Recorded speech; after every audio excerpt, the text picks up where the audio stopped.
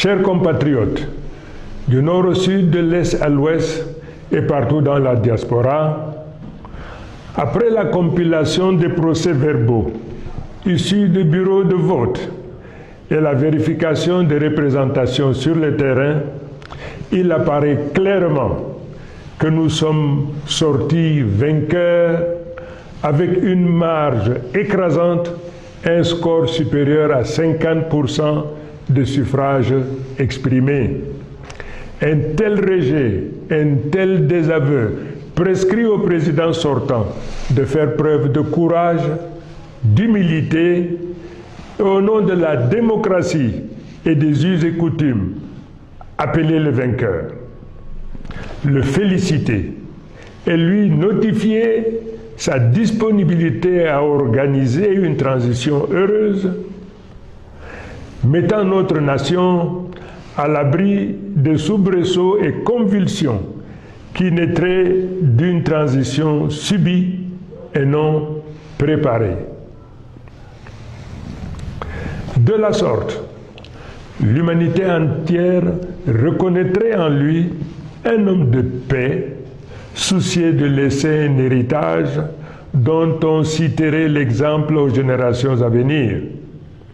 Mais hélas, telle ne semble pas être votre prédisposition. Mais malgré tout, sans arrière-pensée et d'un bon cœur, ma main reste tendue pour une transition pacifique. Mesdames et messieurs, il me plaît de rappeler avec force qu'en dépit de tous les obstacles érigés sur notre chemin, aujourd'hui, nous disposons de deux leviers. Celui qui confère l'adhésion populaire massive telle qu'illustrée lors de nos meetings et le respect scrupuleux du Code électoral en son article 113 qui nous autorise à porter à la connaissance du public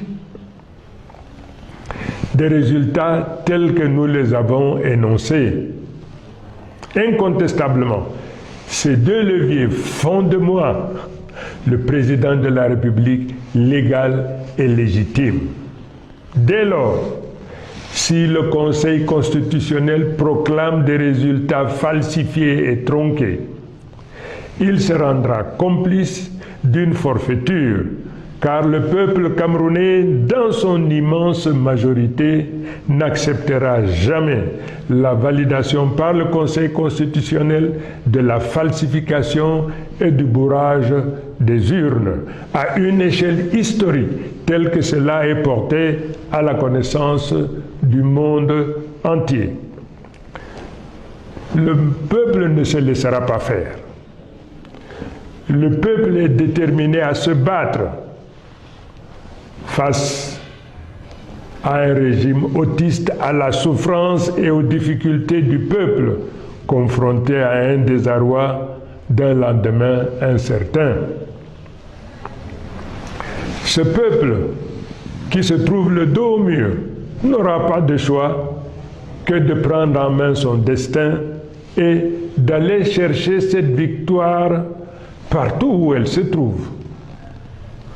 Nous avons pris à témoin la communauté internationale. Nous avons pris à témoin les pays voisins. Mais de manière subliminale, tous nous répondent que personne ne viendra faire notre travail à notre place. À chacun d'entre nous donc d'aller au tréfonds de son âme pour libérer les forces d'audace, de courage, de mission. Car comme dit l'adage, il n'y a point de dignité pour celui qui attend tout de l'autre. D'autres peuples qui se sont retrouvés dans une situation comparable ou analogue à la nôtre ont résolument pris leur destin en main et ont fait ce qui devait être fait. Le Cameroun est une grande nation. Le peuple camerounais est très grand, un très grand peuple. et de par le monde. Le peuple doit se préparer à montrer au monde que ce qui nous est arrivé ou nous arrive n'est pas une fatalité et qu'ensemble, nous nous préparons à relever ces défis. À nos compatriotes du Nord, du Sud, de l'Est et de l'Ouest, partout où vous vous trouvez dans le monde, ayant présent à l'esprit la nécessité de protéger et de promouvoir notre nation, comme un seul homme, nous allons nous lever pour marcher, pour protester la main, dans l'amitié, la fraternité et nécessairement dans la durée. Nous viendrons à bout de cette oligarchie prédatrice qui confisque nos libertés, nous réduit à la pauvreté, à la mendicité. Mesdames et messieurs, chers compatriotes, ce régime a fait de la peur et de la menace les instruments de domination et de confiscation de nos libertés. Et grâce à Dieu, grâce au caractère sacré de notre lutte, nous nous libérerons de ces émotions et débarrasserons notre pays de ce malheur. Nous découvrons également, sans surprise, la tentative de ce pouvoir à diviser, à fragmenter l'Union pour le changement, instrument politique puissant à la tête de la lutte que nous menons pour construire le changement. Non seulement cette tentative sera vaine, mais elle nous donne l'opportunité davantage de resserrer nos rangs pour poursuivre avec résolution nos objectifs. Je voudrais une fois de plus réitérer mon engagement à me tenir au sein du peuple pour la construction, pour la poursuite victorieuse de cette bataille qui ne prendra fin qu'avec la récupération de notre victoire.